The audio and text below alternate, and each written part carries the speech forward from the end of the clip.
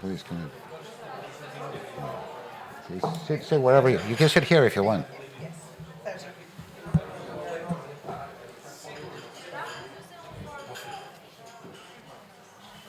First come, first served.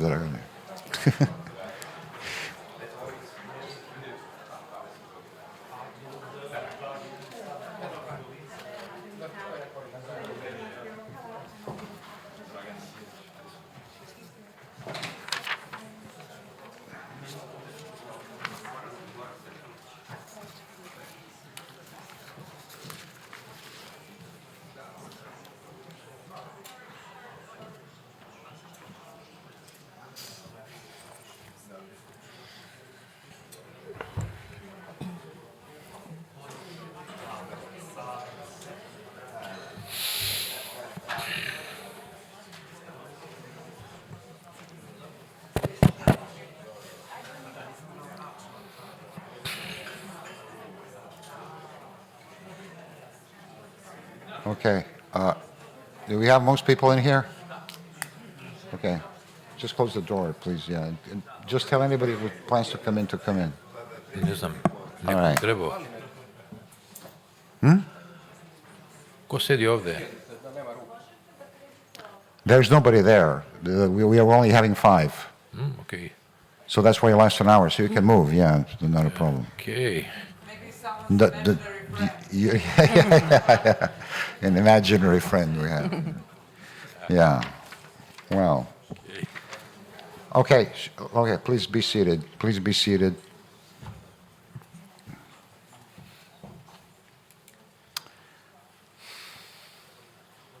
All right. We'll end at 14:05. Okay. Okay. Good. All right. So.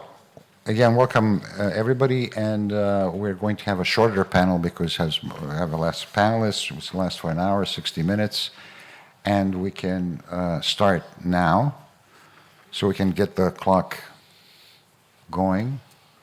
Like they say, NASA. We have.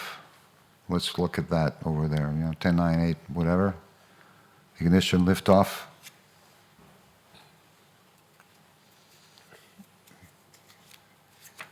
Okay, whoever's operating this, okay, are we going? Okay, we're going. Okay, so like they say in NASA, the clock is running. Okay, so after liftoff, the clock is running. So today we want to discuss how the Fulbright program influenced universities in various aspects, the curriculum, the syllabuses, the structure of the programs, research, publishing, teaching techniques, if there was any shift there, and the contribution then of what we got to the Fulbright program to, how shall I say it, upgrading the universities and changing some of the things that we had been doing before in a different way. So today I will start with our first panelist. And I'm glad that she's here. She is Arbenita Hasani professor, Pristina, affiliation Faculty of Agriculture and Veterinary Sciences in University of Pristina. She's in the Department of Food Technology, a doctorate from there. She was the director of the Department for Quality Assurance and Quality Control at Gerti Foods, Prizren in Kosovo, and a regional inspector office in the EU pillar of UMNIC in the same role. She's a consultant of food quality management systems. And she's a member of the Experts Council for evaluating vocational training centers for accreditation to Kosovo. So, Arbenita, welcome, and we're glad you're here and you have the floor. Thank you so much for having us here. First of all, let me send my heartfelt congratulations to all, to your association, but also other like sisters associations of the Fulbright alumni network in the region for this very important milestone on the celebration of the 60 years anniversary of Fulbright program in the region.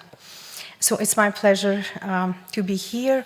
Also, I send on the name of the Kosovo United States Alumni Association, this congratulations on this event, and thank you for organizing and having all of us here together today. Would you like to maybe comment on some of the questions on the university Yes, structures sure. and things? Well, please. Sure, with pleasure. As you mentioned, I was honored to be able, as a Fulbright visiting scholar, to spend 1 year as a Fulbright visiting professor at Cornell University. And as we heard earlier, similar experiences, actually, it was also for me a life-changing moment, and I believe for all the other Fulbright alumni, which in Kosovo we have since establishment of the Kosovo United States Alumni Association 137. We don't have any records about the early alumni of early ex-Yugoslavia, how many people were part of it. So maybe with the collaboration between our both countries' association, we can get more information about that. But for sure, I can bring like my perspective, but I'm sure that the Fulbright had a huge impact into the Kosovo educational system, research and public policy and social life as well. Being a part of one of the, let's say, Ivy Leagues universities, like Cornell University, and being able to work closely with one of the most, let's say, important scientists of my field, of the food science, which is Terry Acre, who has a huge, now he celebrated his 87th birthday, but up to this year he was still teaching and still, bringing many projects of valuable projects to the Cornell. So I saw many, let's say, good examples, and I was so impressed by his sample, and of course that influenced, like, in my academic, let's say, growth. Although connecting maybe with the previous colleagues from the previous panel, I had the feeling when I first met him, and not mentioning then also the infrastructure that they have in the Cornell, but the Professor Acrix itself, he invented he invented the lab equipment with which I had the chance to work. So it was a sniff olfactometry connected with gas chromatograph, and it was patented by Cornell and sold in only 4 different universities in the world. So just to mention how important this opportunity, like Fulbright, opened those doors to me as a young researcher, to be part of a team with very experienced faculty and academicians. And in this case, I felt also really small, let's say, in a big world of science. And I had those questions in my head, if I can, be added value to that team, or I'm just, job shadowing. But what I felt, of course, with the return, I felt that we all bring, we change. Good. We change a lot, and this brings the urge to change also the environment and the working place where we are, and it puts many question marks that we need to answer, like to reevaluate our curriculars, our teaching methods. We really bring.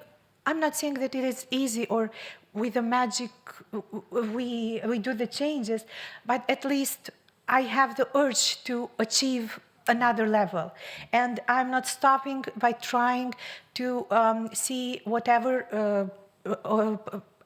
projects there are that I could apply in order to have or improve our, let's say, to improve our environment, the laboratory equipment and infrastructure, which is lacking, and it is not comparable to the one I was exposed to Cornell, but I'm not giving up. So it helped a lot in the personal level, but I can mention also that Fulbright also not only in this is a direct impact, let's say, that makes in all of us a Fulbright fellow, and that we see then how can we improve the bubble where we are, or how we can get out of it together with each other.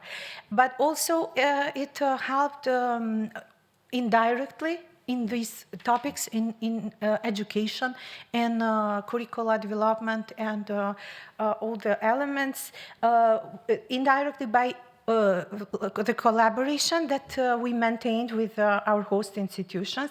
We have now recently won a project, which is a USAID project of $5 million, and 5 higher education institutions from Kosovo are part of it, and it actually addresses exactly the all topics that you mentioned. So the transformation of educational system, meaning bringing together more education institutions with or academia with the industry.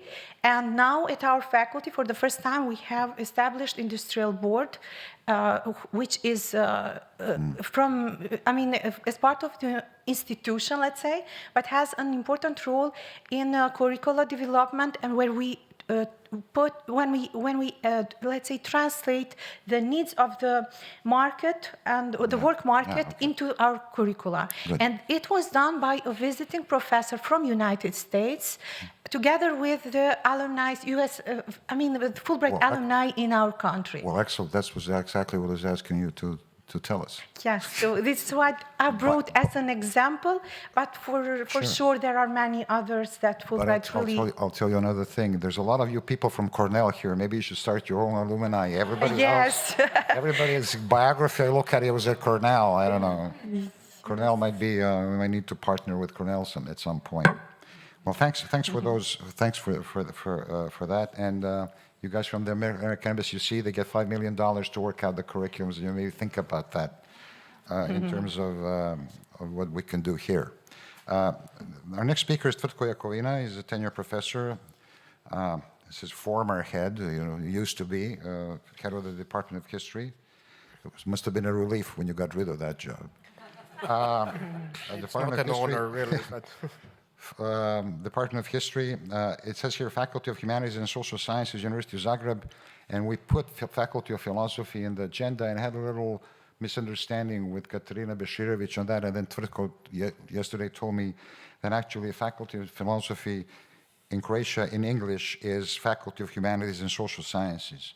So actually it's a descriptive translation of what actually goes on there. So I don't want any of you to get confused when he sees that. He has written several books, The Third Side of the Cold War, a book on Budimir Lončar, who you from the region who are not from the region do not know.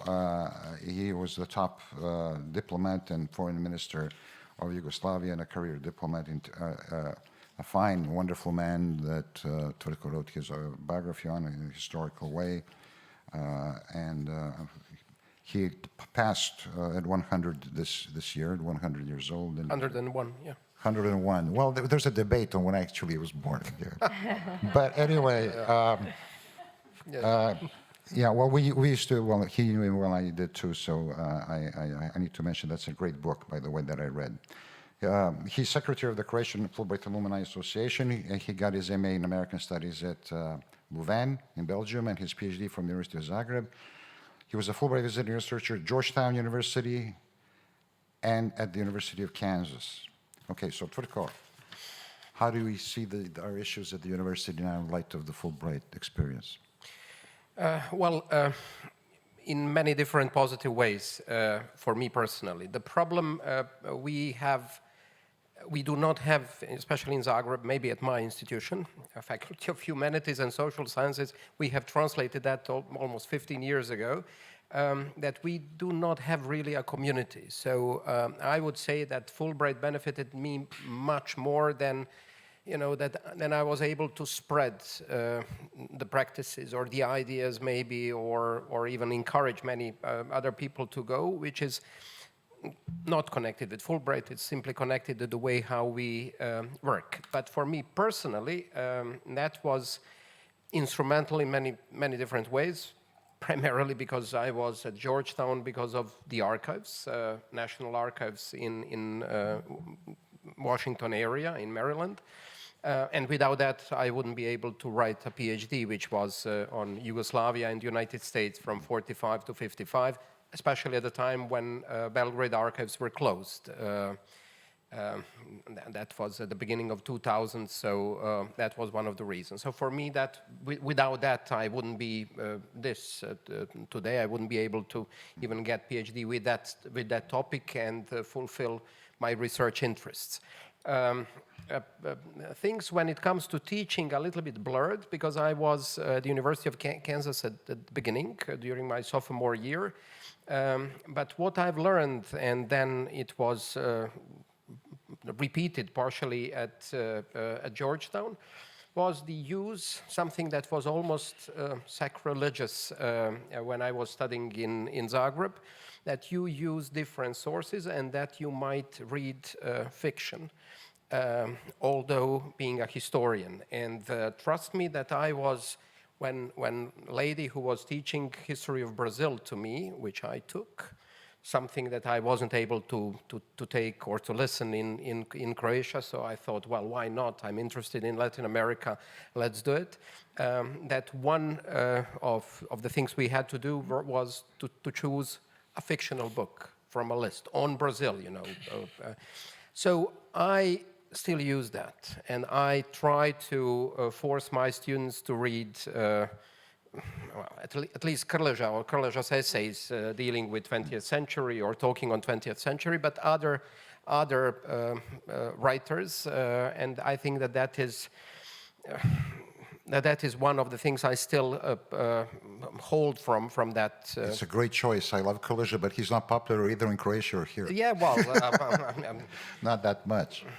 I'm sorry. But that was one thing. Then you had the archives, and Washington was such a great place with so many different archives. So the possibilities that were opened. I got in touch with the Woodrow Wilson Center, and not only that segment that was dealing with Southeastern Europe or the Slavic part of the world, but also the Cold War Studies Center that was there. Then you had at Georgetown the Oral History Project, which was run by Chancellor Kennedy, Chancellor General Kennedy, a diplomat, American diplomat, who served in Belgrade.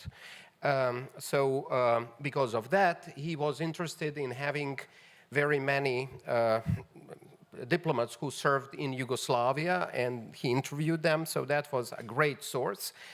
Plus, I was able to go then to the Truman Library and to George Marshall archives and so on. So in many different ways, for a historian, that was a wonderful experience. I use that, or I still have that when I teach, when I talk to them. Do not be afraid, first of all, to travel, even when, and that's what I advise to my students, even if the university you want to visit is of lesser quality in general. Maybe that's not that easy to find any longer, but nevertheless.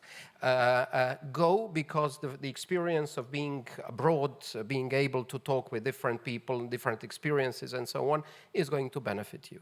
I also learned something, that not all of American professors are fun to listen. Actually, there was a subject or something that I was relatively interested in. The title of that book, I don't know whether that guy is still alive or not, but Seducing the French was his textbook. But not a very good teacher, I have to say, and so And I said, okay, you see, some were so great, wonderful, I love them, but some were less interesting, you know.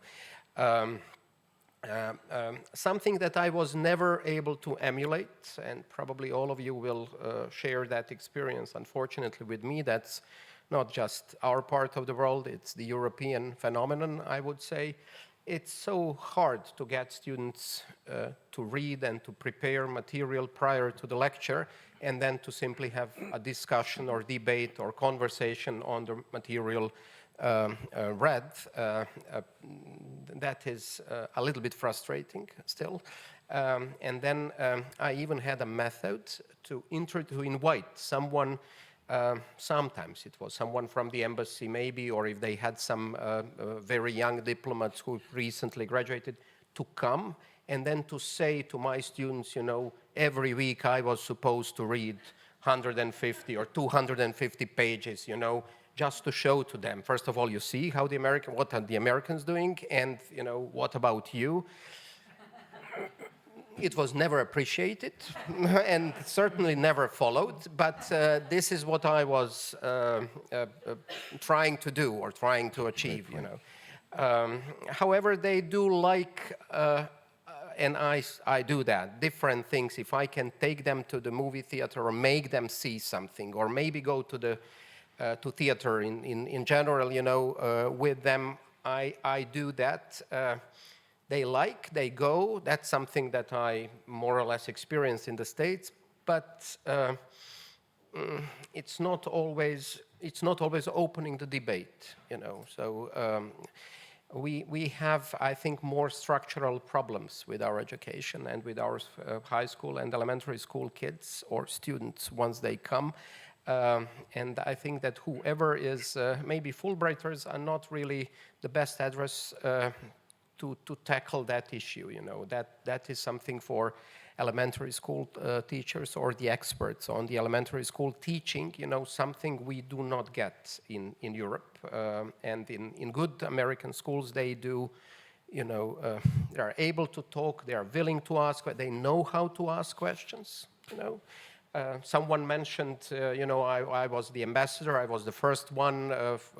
When I came to Kansas, my roommate never heard of Croatia. He was calling, you know, Croatia, you know, but the way how he, and very quickly, started to ask questions, you know, not knowing anything about Croatia and the stuff there, you know, that is something they get in while going to elementary and secondary school. And that's probably one of the things we should pay attention to. We should have paid attention many decades ago already, I would say. So. Yeah. I couldn't agree with you more on that. I think our educational system, starting from an early age on, is not structured as it should be. And we're all paying the price for that. And I think it's probably something we all in the region share, and I don't think we should. It's not a very debatable issue. I think this is a problem for everybody.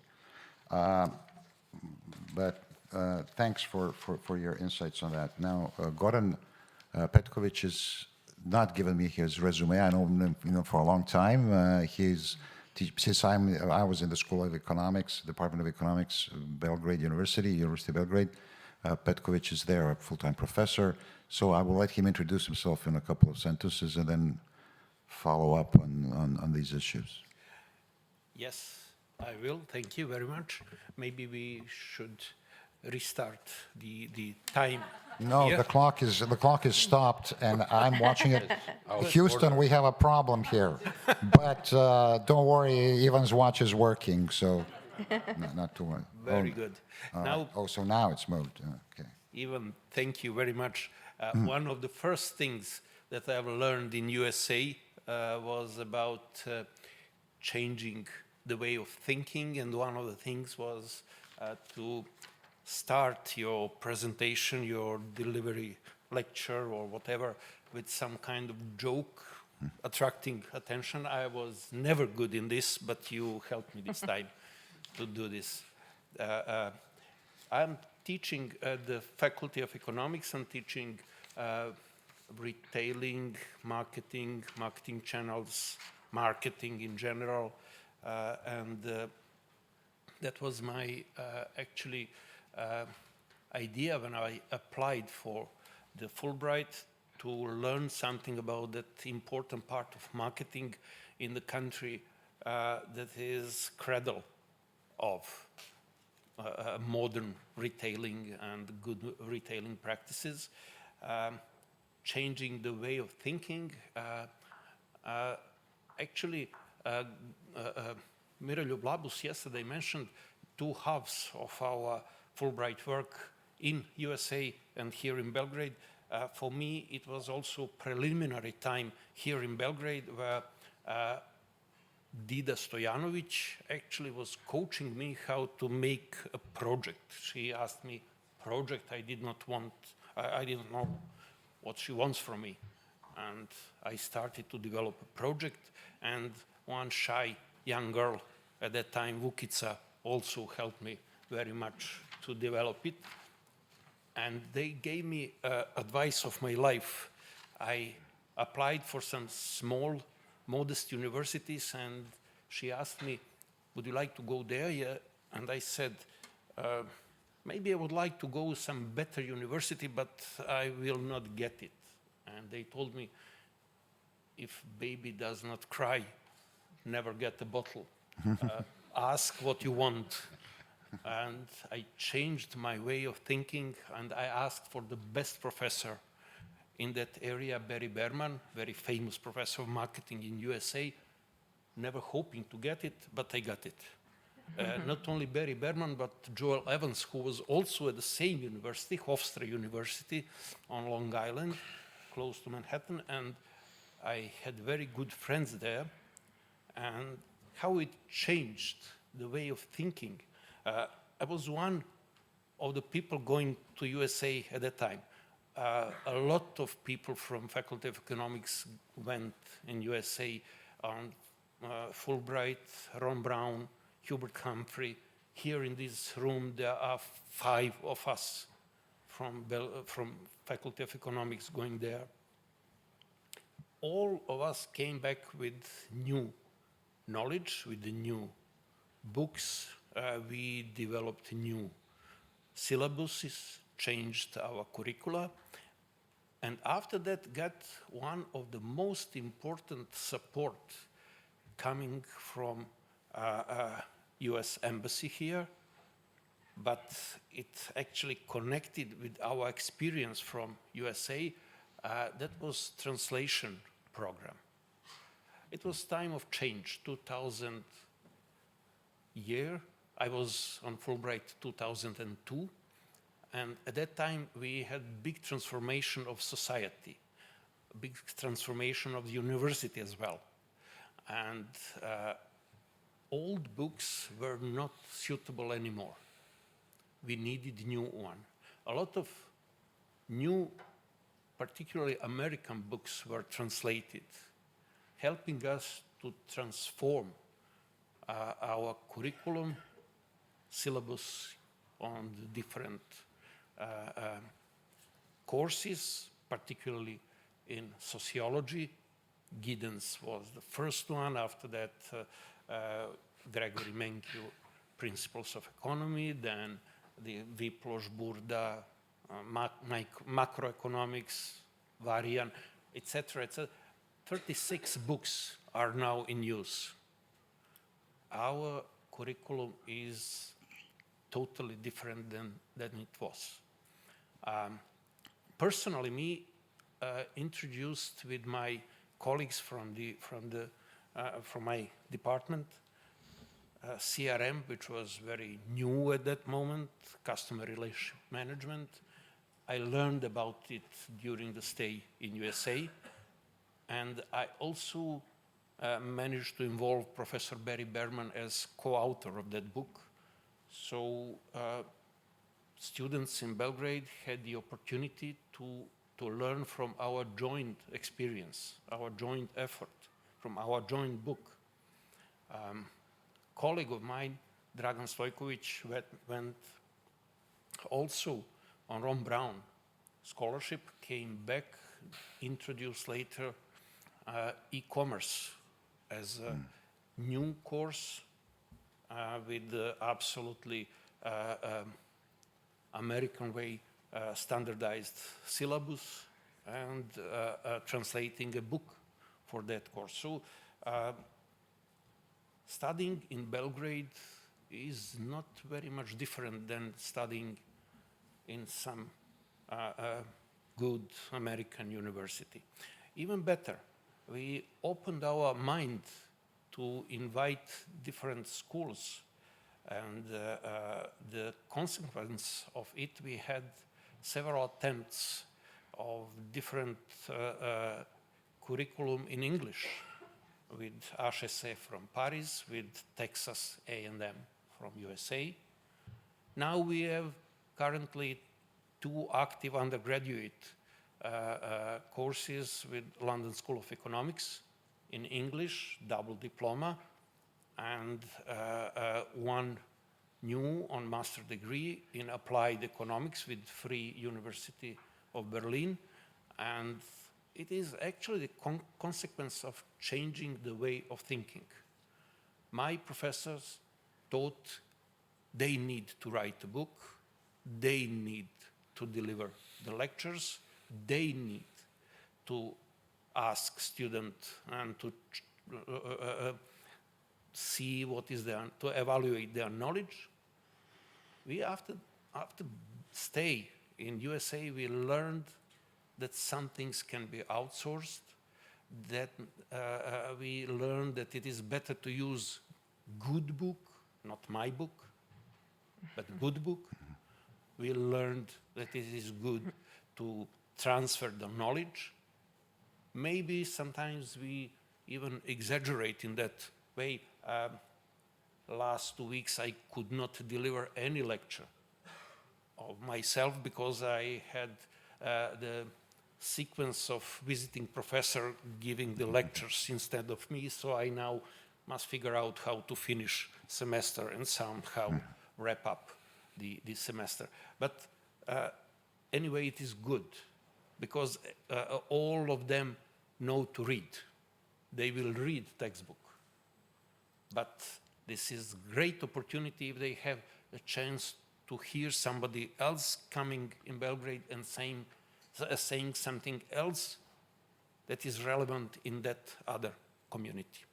Okay, there are a lot of much things, but even Vujačić watch is working, so I will stop here. Yeah, well, okay, well, no, it's a great expose, and all I want to say is I'm glad that those things went that way. I was still working back then when we started this program with LSE. The economics school of economics is really transformed. We have like he said, 2 undergraduate programs with the London School of Economics and Political Science. Now starting the master's program with Free University of Berlin. We've had great experiences with that, and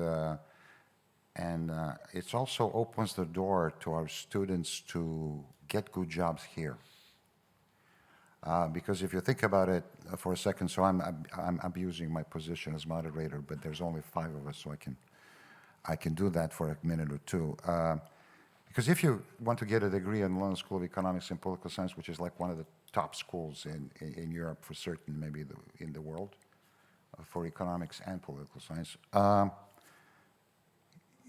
tuition is £30,000 plus life, plus this and that. So if you go there for 3 years, you're in debt at least 150, 200,000 pounds. And then if you do that, you either sold an apartment here or somebody gave you this money, and then you have to work in the London, in the city, in the stock exchange to earn that money back and repay it.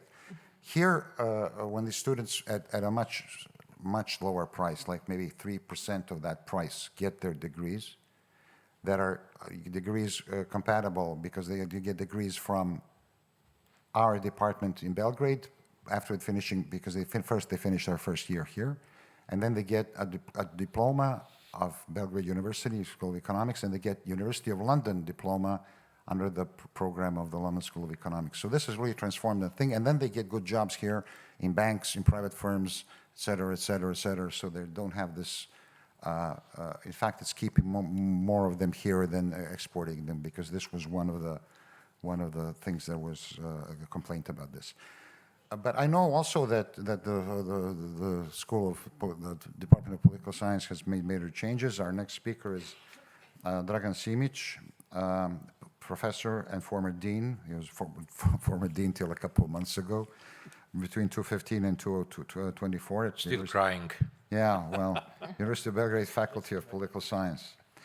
He teaches international relations, national and global security, grand strategy and strategic thinking, geopolitics, foreign and security policy of the United States, etc.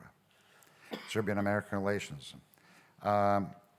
Appointed professor at Clemson University, South Carolina, on the basis of agreements on cooperation between that university and the Department of Political Science. He's founder and director, which is important, of the Center for the Study of the United States at the Faculty of Political Science, University of Belgrade. I already mentioned that Rodina, who showed the archive, was also one of the founders and director of the Center for American Studies at the Philosophy School. So we have both of these people from our association leading these centers.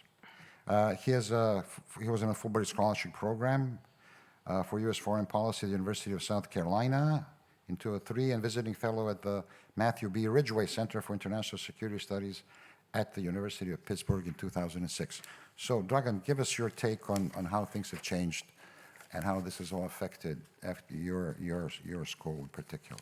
Well, thank you very much, Jan, for introducing me, and allow me, before I start, to say something more about your question, to congratulate all of you and organizer for this really meeting. I join myself to the words of predecessor who said here somewhere here, saying, let us keep spirit of Fulbright, or Fulbright spirit, because this gathering is really something, and I couldn't be then emotional at this moment, as I suppose many of us sitting here, because this program is almost everybody here today say made really very deep changes in their lives.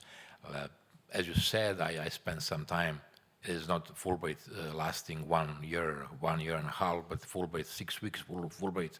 I spent 2003 in South Carolina, this program on U.S. foreign and security policy, and the program has been directed by a famous professor, Charles W. Kedley Jr., who wrote, probably some of you know, maybe most of you know, that textbook for international relations, 24 editions in the last 24, 25 years, very, very popular one.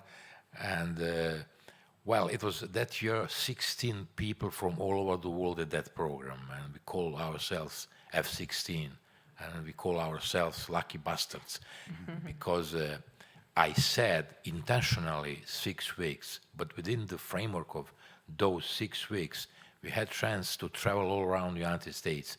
We've been some time, of course, most of time in South Carolina, but also in Georgia, in Atlanta, some time in California, and the last part of our stay in the States were in DC.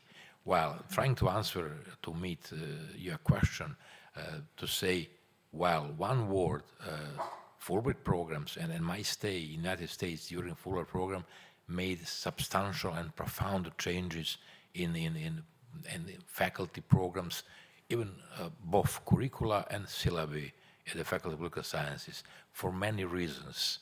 Actually, I'm professor, as you said, of international relations, but thanks to this, Bologna process, I'm also professor, which is funny, of I don't know how many disciplines. We must do that in that way, but that's another question.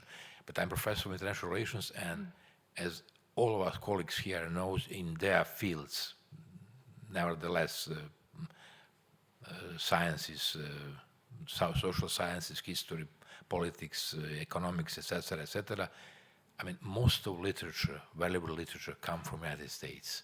So I brought with myself, coming back to Serbia, hundreds of books. It was, and our friends from U.S. Embassy, I remember probably that I rent, big bus, for all the books, and of course some of those books were mine, and some books from the faculty.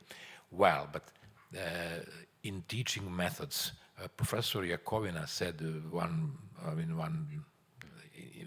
succinct expression of the importance of our experience at the United States universities.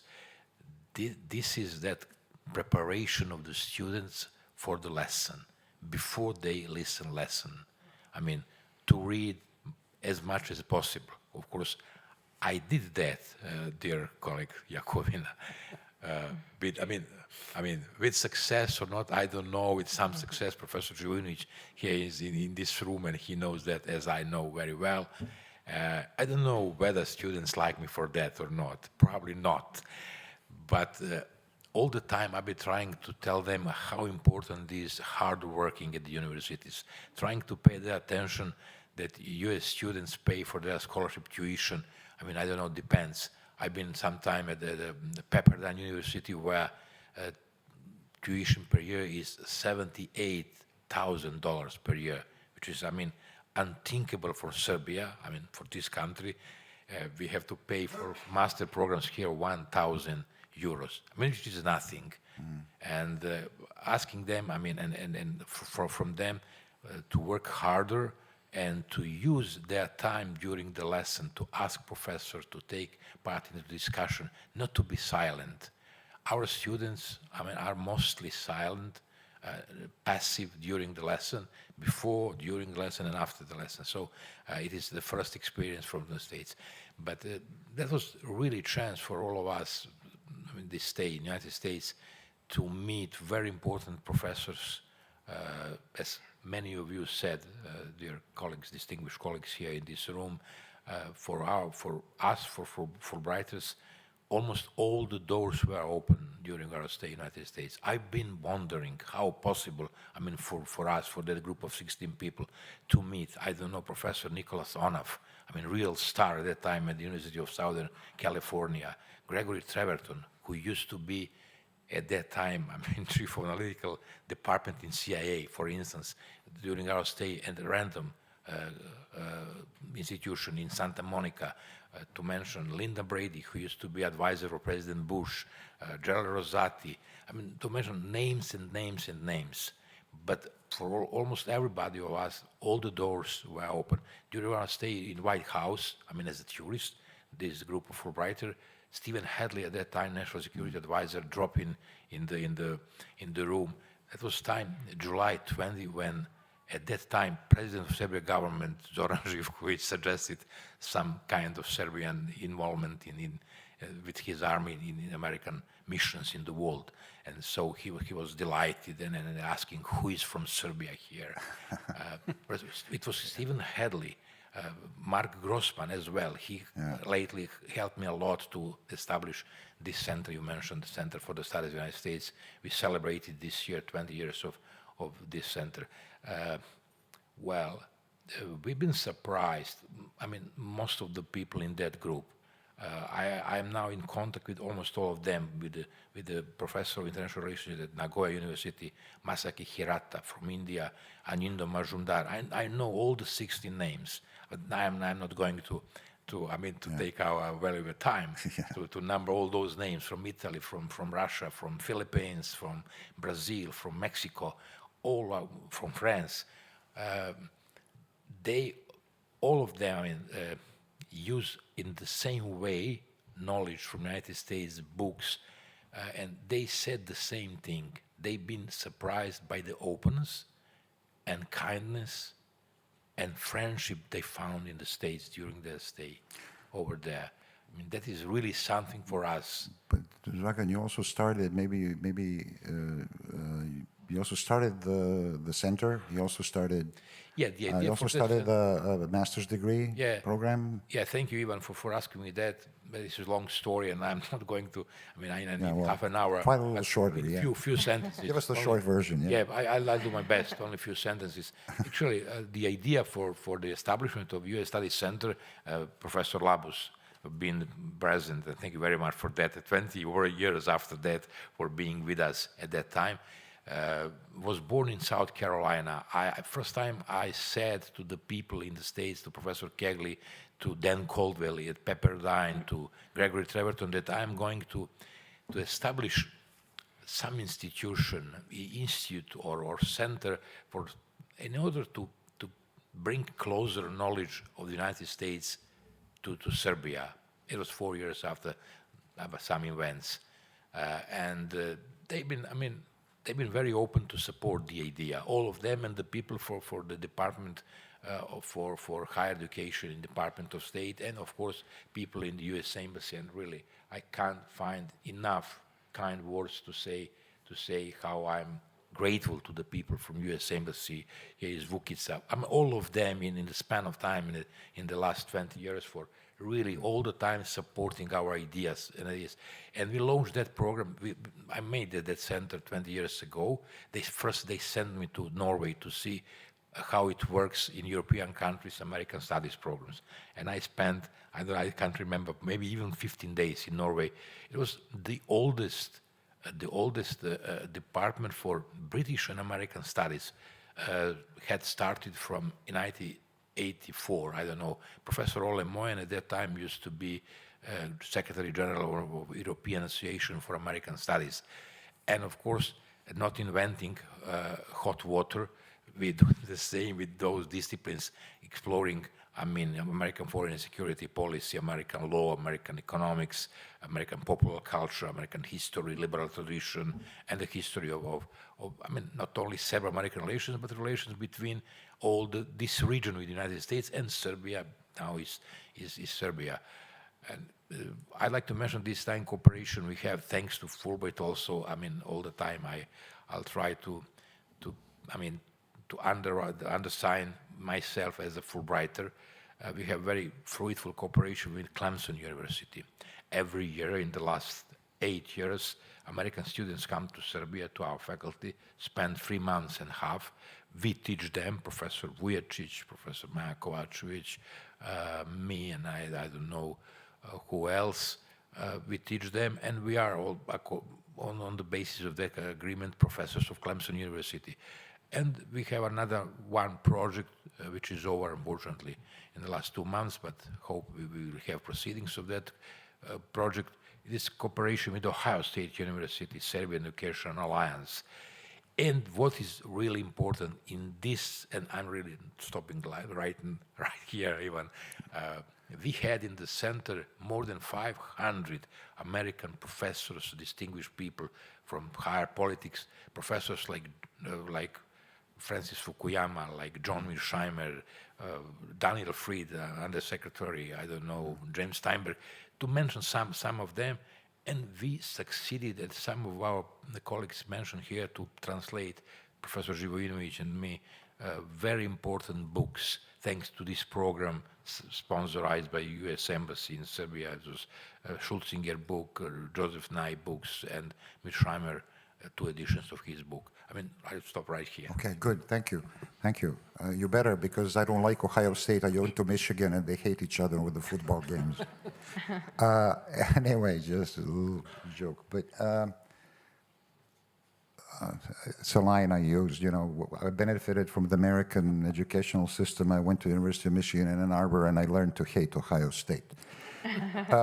Now, it's a big rivalry. And vice versa. You can't imagine what a rivalry that is. Crvena Zvezda Partizan is nothing compared to that.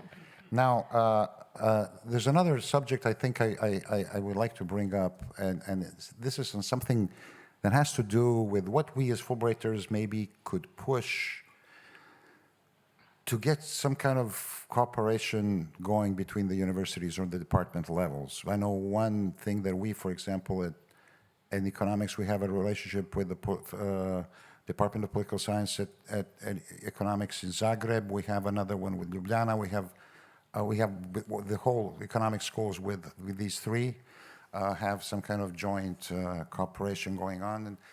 And the reason this is what actually Tvrtko inspired me to ask, because when I was in Zagreb and he was presiding over a panel like this, he said, what can we do as small nations and versus compared to big science? And my response was, well, we could get together on being referees for journals. We could do projects together on the region, because we know the region better than somebody who lands here yesterday and has no real on-the-ground experience. That was what came to my head there. And maybe we could have visiting professors. If we can have visiting professors from the United States, why shouldn't we have a visiting professor from Zagreb or a visiting professor from Ljubljana? So maybe these are some of the ideas I'm just throwing at you. If you want to react, that's fine. In ways that you think we could maybe enhance things for the region, not just our schools. Some have done something, some have done little, but what are your thoughts on that?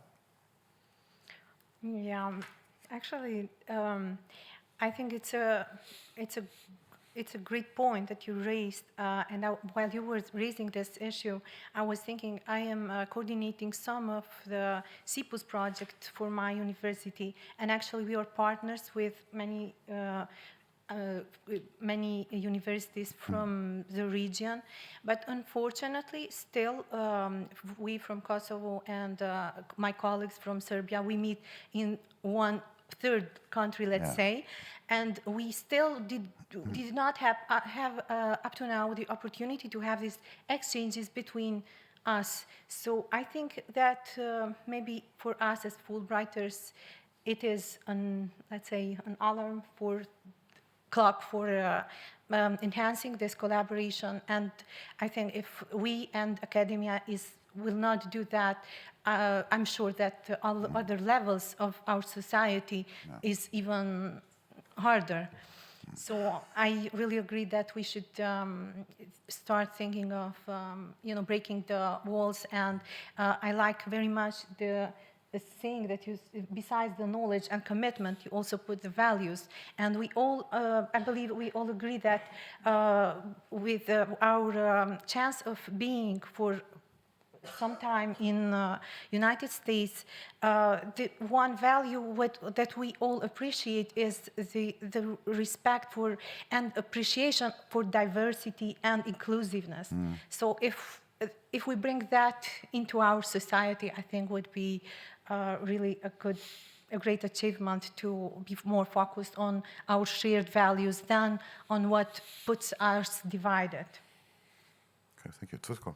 Yeah, maybe for those who are dealing with former Yugoslavia or Southeastern Europe historians or political scientists, we are the center of the world. So that is something that we have maybe those at medical school or in veterinarian or so, it's a little bit harder to find that level of or top stars in a discipline. But you know, it's, and I'm always afraid and scared actually of parochialism of any kind. With the breakup of Yugoslavia, it became much easier. You have a smaller field to play on, so you know it was much easier. And then some countries, you know, were not even using the former republics as the playground, but it was just one university or even smaller university, and then smaller universities were doing things together. And so instead of becoming much more open to the world, we became much more parochial in many different things. Now, that's also connected with a fear of resurrecting Yugoslavia, which might be politically very sensitive in so many different parts of what was former Yugoslavia, but with the American umbrella, and that's what we were talking with the American diplomat who was here in the first row, with American umbrella, willingness to finance things and to cover, you know, all this, well, that might be a bit easier. And then it could be a little bit different game that could benefit all of us, because if Ljubljana, Zagreb, and Belgrade are going to compete with each other in a positive way, well, that maybe we could maybe achieve something bigger that could be actually seen in Ann Arbor and Ohio as well. Right. Okay, yeah, good. Well, I'll tell you about the soccer here. You're right about when Yugoslavia broke up, I stopped watching the local league, the Serbian league, football league. You know, I mean, back there you had the competition, you had the big teams, you had everything, you had the little teams that were winning. But now it's true, it's becoming parochial. And I don't even, you know, when I mention Partizan Zvezda, I never watch the game, I don't care who wins. So I think you're right, but that's a very good idea, I think, Tvrtko, you're coming up with. Goran. Okay. I think we should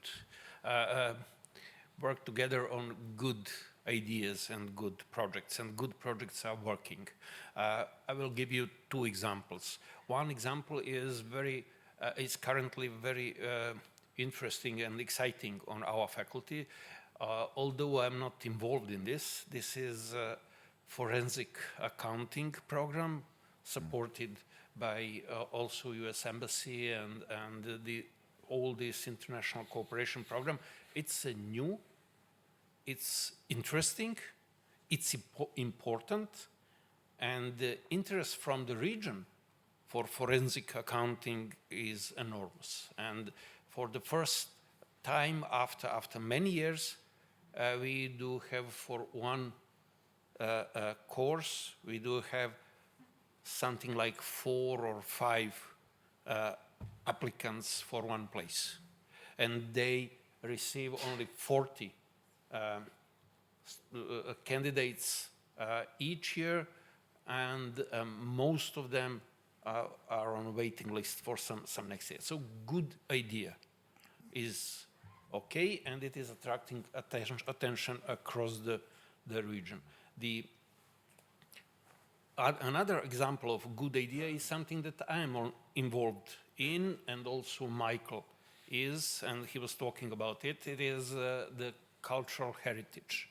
And we maybe are not agree all the time about our current situation, but it's much easier about ancient history, not close history, but ancient history. In this project, it is Rome, and we do not have very much argument about Roman time. So it's a good idea. And we started, I started negotiation with the Bulgarian, at that time, Assistant Minister for Tourism. From that small talk between two of us, we now have 12 countries involved in Roman emperor's route and Danube wine route. It's a cultural route certified by the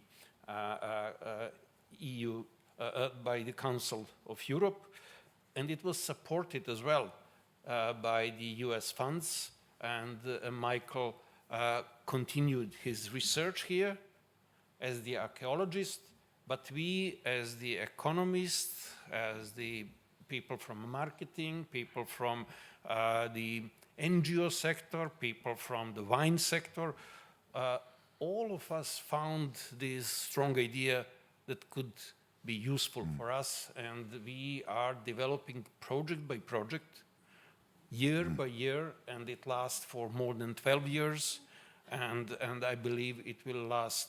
I know what I will do when I retire. I will spend much more time on Roman cultural route, yes. Dragan? Well, needless to add that these wine routes are I mean, critical importance for cooperation. Yes, you are right. And for good health, too, yeah. Yeah. I like just to share with you one story from my stay 21 years ago in South Carolina and in D.C. Actually, we had chance, some of us, thanks to Professor Kegley, to meet Harriet Fulbright, widow of William Fulbright, in one D.C. hotels, and then Tiana Jugovic, she's somewhere here. She was the time we discussed about that 20 years ago in D.C. And that lady, old lady with wonderful blue eyes, first question for us Fulbrighters sitting here in her apartment in that hotel was, did you learn anything new about the United States during your stay here? And what can you bring with you in your countries from the United States? And we were discussing about the famous book of William Fulbright, The Arrogance of Power, and the real motives and deepest motives.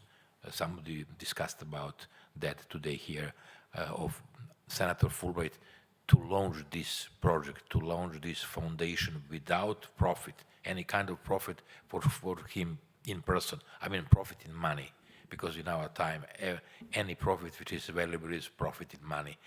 But, I mean, his profit in humanity is, I mean, a really big one, and that noble project. And, of course, to say that concerning our region and the states in our region, Croatia, Serbia, Montenegro, Bosnia and Herzegovina, North Macedonia, all the countries here and the peoples living in our region. When we get American students here, not this group for 3 months and a half, of course, with them together, but some other bigger group, about maybe sometime 30 students and more, come during the June and traveling all around the region, in Belgrade, Pristina, Skopje, Podgorica, Sarajevo, Zagreb, all the cities, trying to make some judgment on the situation over here to discuss with different people, professors, colleagues. And I like to tell you, Dragan knows that very well, that the best possible connections are Fulbrighters in those countries, in those cities. We're trying their help and support. So we are kind of people who are already educated to cooperate and to be open. Which is, science is as open as cosmos. That is exactly true, because Dennis and myself are both Fulbrighters, and we started the Northeastern Boston relationship with the Department of Economics for a summer school a couple of years back, and we're working on it. We do it, keep it going now. So it's true, the Fulbright connection is really, really great and important. So maybe we could use that to think about that, to do this in the region. And we are almost landing in about 2 minutes, but we can accelerate that. And if is anybody, maybe I'll give anybody on the floor want to say anything. You have 1 minute or 2 seconds or 10 seconds, or a couple, or I have more seconds. So anybody, anyone wants to say anything? If not, we're going to be. You see, not only students are shy. Fulbrighters too. Okay. Yeah. No, it's fine. It's fine. No more time. I'm invited here. I'm from Tirana, Albania. I'm a Fulbright. I've done my postdoc position in New York in Genomics Center. I'm a professor of genetics, and as you can see, in the first panel was a lot of professors doing research and involved in genetics. Most of you said that everything changed after doing our Fulbright program. Yes, to me was the same situation. I come in Tirana after the postdoc position, and I found myself, what should I do now? Because it was 2020 year, and the pandemic situation spread, and everything locked down. The thing that changed my mindset in New York during my postdoc research was that we work there as a team. So I find myself responsible to create team and to work as a team to progress my idea. So I created the Albanian Society of Human Genetics, and I'm a president of them, but we are a 5 working group working in different genetics, as in education genetics, in clinical laboratory genetics, in forensic genetics. And I involved a lot of students, young researchers, and from after this, we won some projects in the Department of Biology when I am a professor, and all these activities was seen from the Fulbrighters alumni in Albania, and for 2020 I awarded the prize for education and science. So I'm proud of them for this prize, and it is it's much responsibility and an honor also. Thank you very much for inviting me here to see that not only for me, but for a lot of people, the Fulbright exchange everything, and also it has been profitable for the country. So thank you very much. Thank you, thank you. So in the meantime, we have landed safely, and we can go to lunch. You have earned your lunch. Please serve yourself over there. Thank you for your patience and your participation. I think we thank the panel. Thank you for being here.